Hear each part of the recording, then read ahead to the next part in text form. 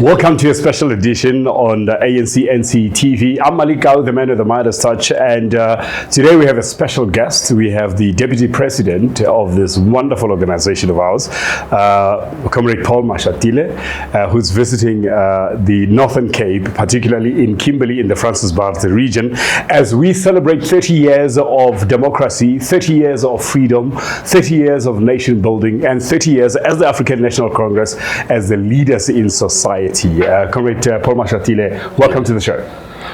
Thank you very much, and a very good morning to the people of the Northern Cape. I'm here this whole weekend to work with our comrades here as we engage on the final push. As you know, it's only 25 days left before the election, so we're going to try and reach all our voters. Now, last month, April, a couple of days ago was Freedom Day, and we are marking 30 years of our freedom as South Africans. What would you say are the key achievements of the ANC in the last 30 years? Well, if you look at the last 30 years, you can say that we've built a stable democracy. Not many countries after liberation were able to hold on for so many years. So 30 years of democracy, big achievement. We've managed to reach many of our people who were previously oppressed, who did not have services. We built millions of houses, and many of our children now have access to education at the university level, institutions of higher learning. They are now receiving bursaries and loans through NSFAS. We are building roads, we are creating jobs, we are building stable municipalities. So we are happy that we have done so much in the last 30 years, but we want to do much more. And that's our commitment now going forward. Beyond these elections, we are going to redouble our efforts.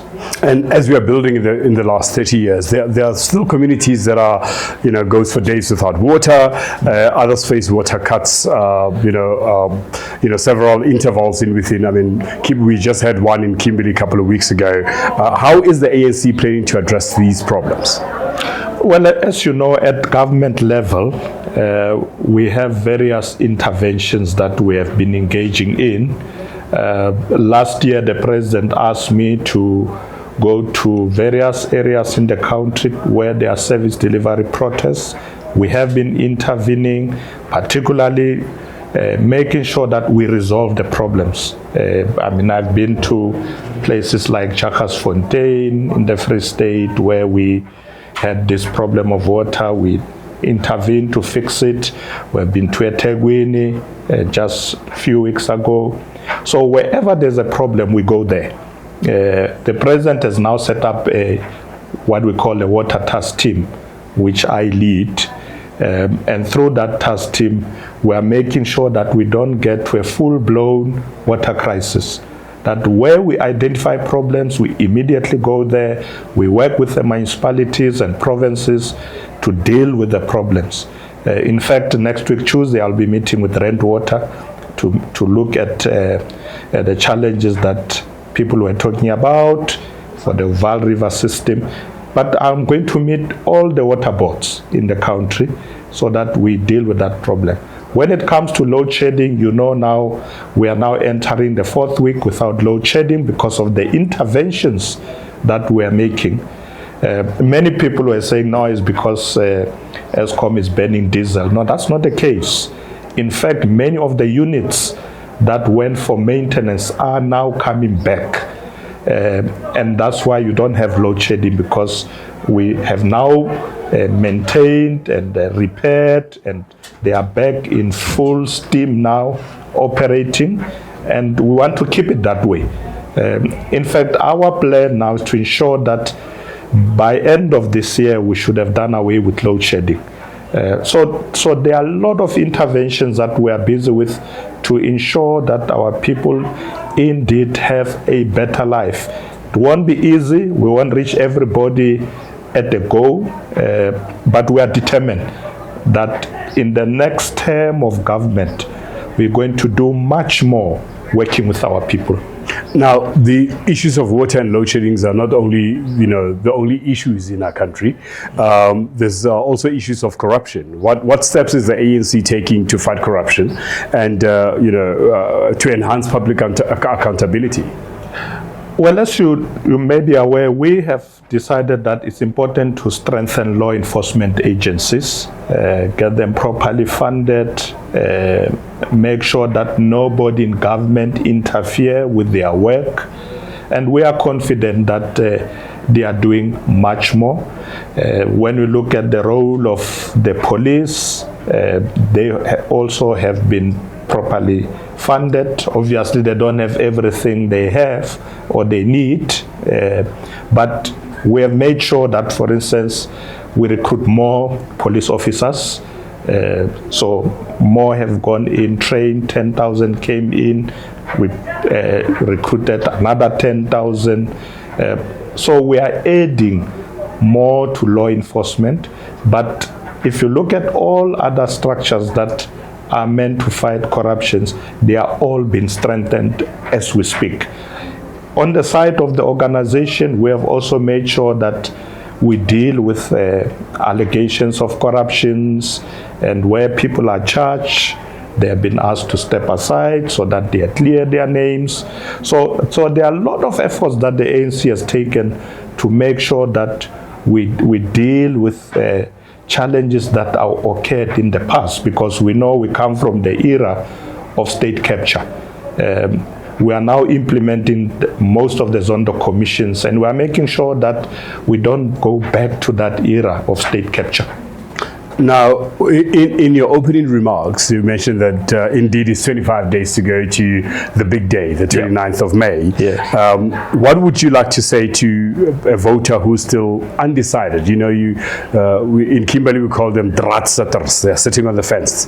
What would you like to say to them? Draad sitters. Draad sitters. Oh yes, I want to say to them that, when you don't go and vote, know that somebody is going to vote for you. Because you're not exercising your choice, somebody will. So it's important that we must all go out and vote for the parties of our choice, the leaders of our choice, because all these things that we are saying we want to do, we can only do if we are stronger.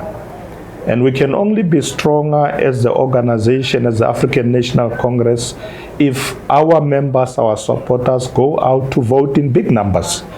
And that's why we are embarking on this door-to-door campaign this weekend, mini rallies, reaching out to communities, just to make sure that we urge them to go and vote.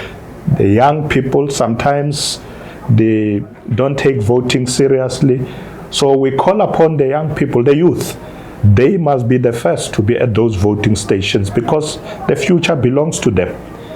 I'm confident that our people will come up in big numbers.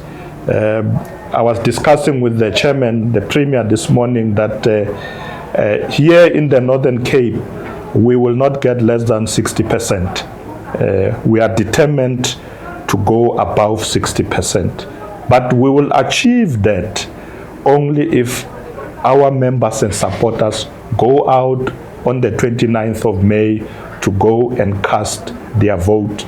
Please don't stay at home. Go and vote. If there are other things you want to do, visit friends, do it after voting so that we can win this election. We are definitely going to win this election throughout the country. But here in the Northern Cape, no less than 60%. DP, Deputy President, thank you so much for joining us. Yeah. And we'll see each other in the streets.